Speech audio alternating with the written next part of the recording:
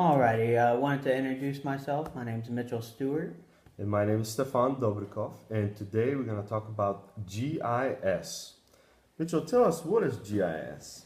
So GIS stands for Geographic Information Systems. Basically what this is collecting information data and putting that into spatial relationships on a map.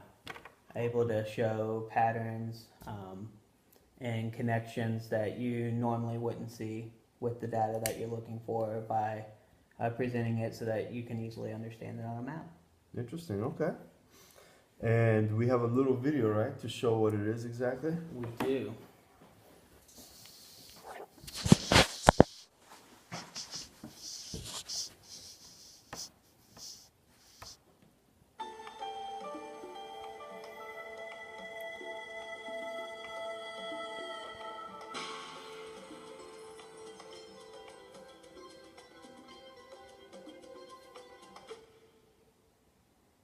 A geographic information system uses computers and software to explore the fundamental principle of geography, that location is important in people's lives.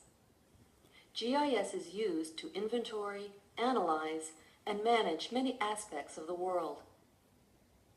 When you flip on a light switch, chances are a GIS helped make sure the electricity was there. If you drive down a highway, chances are a GIS managed the signs along the way. And if you look at a map on the internet, chances are a GIS helped make it possible. A GIS takes the numbers and words from databases and puts them on a map. Much information is tied to a location, and a map shows patterns in the data we might not otherwise see. GIS allows you to use your existing data in new ways. Putting data on a map helps you ask questions like where, why, and how, with locational information in mind. With geographic knowledge, you can make better decisions. With the vast sources of information available today, GIS is a key tool in determining what it all means. GIS can make maps coded by values from the database to help illustrate patterns.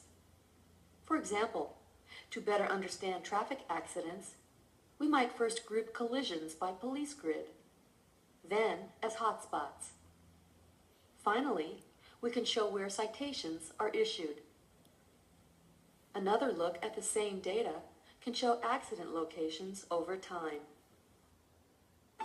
GIS provides location-based solutions today for government and industry around the world.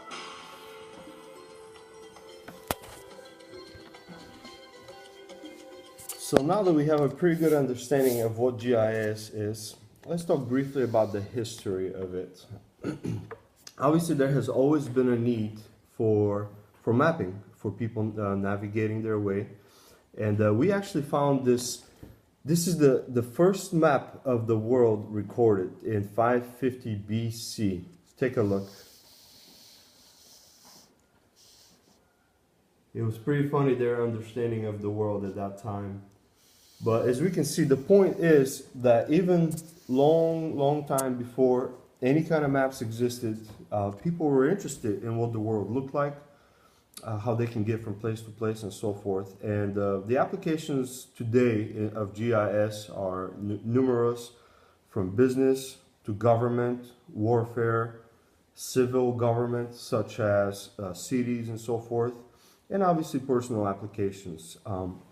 But briefly about the history, obviously there's always been a need for maps, but really recently in the last 4, 5, 6 decades, with the advancement of satellites and computers, we've made as a society giant strides into really GIS and the mapping technology and the development of the technology and so forth.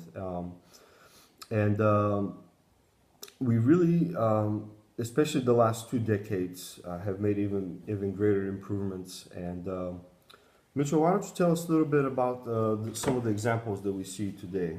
Sure. So a great example in the civic side is rerouting of school bus systems. Transportations, okay. Transportation. So to be able to get your students to class on time, school system wide, you need a system that manages where the stops are, what bus is going to be on that route, that kind of thing.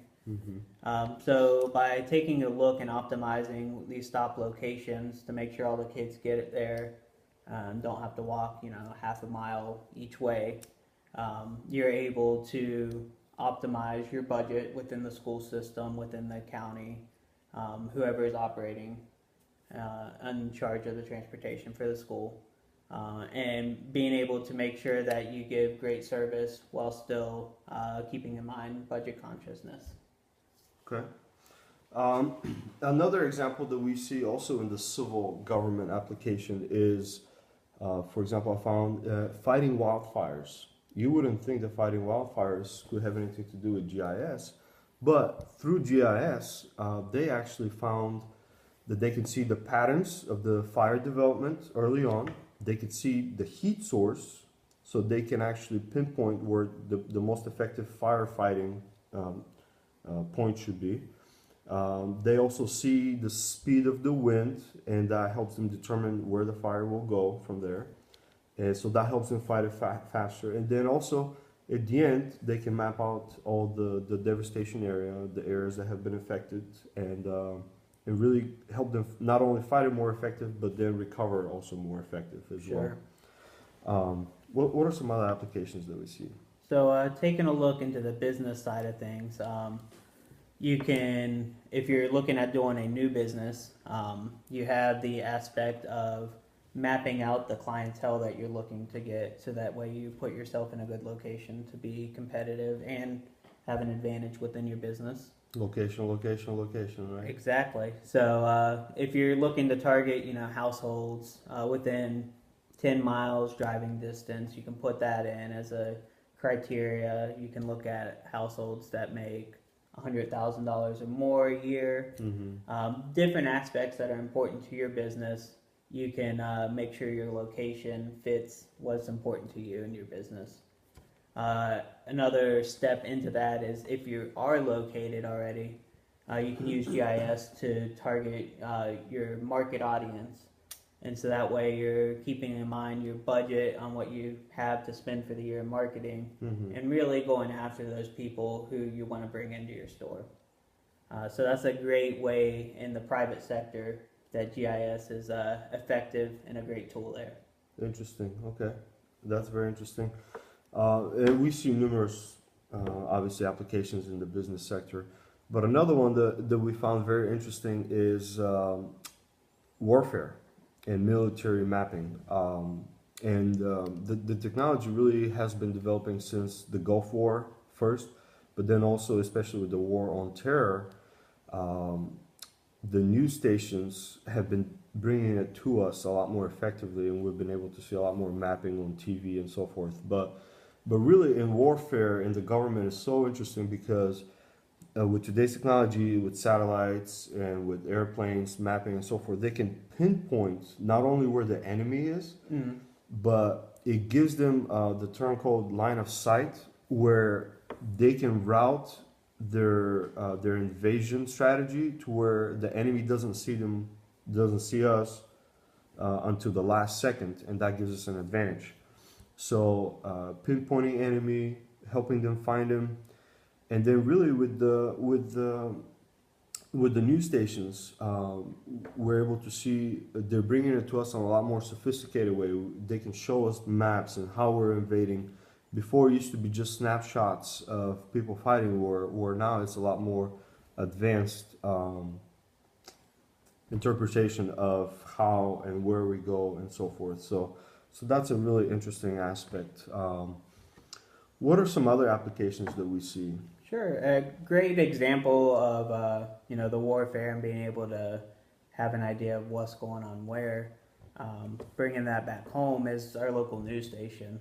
So talking about weather, if you're talking about satellite imaging of a hurricane coming in, that kind of thing, or if you're just talking your normal thunderstorm that's moving through, able to put that in and really pinpoint it down to the neighborhood that's going to be affected as that's pushing through. That's been a huge gain and a huge benefit. The other thing is car wrecks. So your local traffic coming home, if you're able to pull up a GPS on your phone, if you have a GPS unit that has traffic information on it, it can reroute you away from those bad accident sites and help get you home faster instead of just sitting in the stop and go traffic on your way home. Yeah. A huge personal benefit, the technology that we don't even realize we're using and benefiting from. Right. My wife can't go anywhere without GPS. So Oh, I know that's a big one. So in conclusion, we take GIS today for granted because it's just a way of life. We're used to it. It's everywhere. We didn't even know of all the applications that affect us, but clearly there are numerous. We find applications in government, anywhere from military and defense to civil in the cities and so forth. Personal applications, many business applications, from location selection through marketing, profitability, and so forth. So the examples are everywhere. I hope we have clearly demonstrated how important GIS is for us today, and thank you very much for watching. Appreciate your time. Thank you.